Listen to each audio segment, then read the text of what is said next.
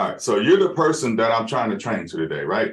The person that has to get a result ASAP. That's the person who I want to talk to today. So I want to just kind of tell a quick story.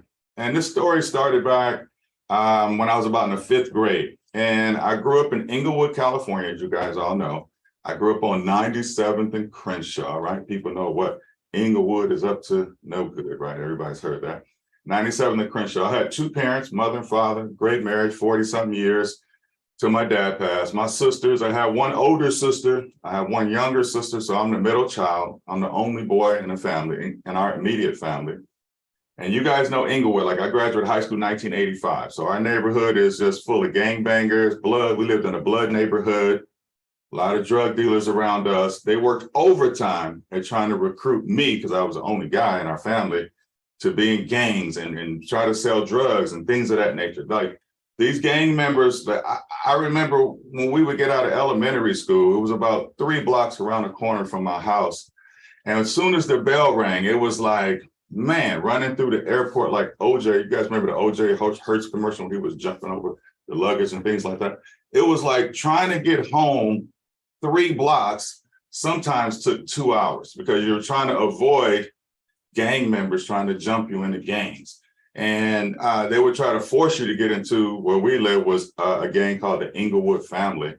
And these guys were not taking a no for an answer about joining their gang. So I would say by the time I got out of maybe the 6th grade, I probably had at least 30 fights after school with kids that were much older than me, because I was in elementary school fighting, high school and seniors. And high school guys and middle school guys. We called it junior high when I was coming up. There was no such thing as middle school. And so it was a very, very, very tough, kind of childhood. Like who's ever seen a movie like Boys in the Hood? Anybody ever seen the movie Boys in the Hood? Right. Okay. It's true story, right? Everything you see in that movie about Inglewood, South Central, during the time when that movie was made was a time where I was growing up, and it was all true. So one of the things about me, I always wanted to have a big brother, and I never had a big brother because obviously I have 2 awesome sisters. And so what I would do is I would want to be with my male cousins, and my cousins didn't live near me. So on the weekends, what I'd have to do is I was probably by that time around in the 6th or 7th grade.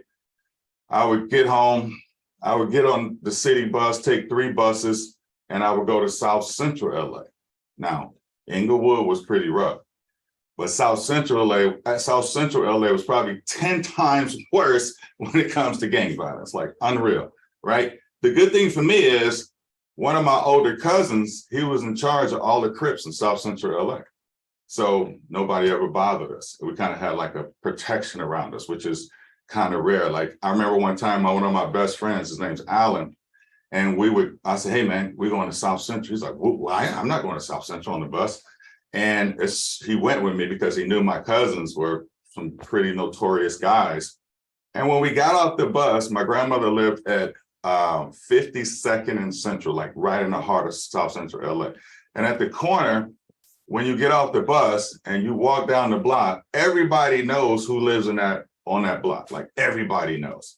And if they don't know you live on that block, you start to hear these whistle sounds going around like, woo-hoo, like somebody is on our block that we have no idea who is supposed to be on our block. And so you don't see anybody, but you start hearing all these whistles come out everywhere, and it's kind of scary.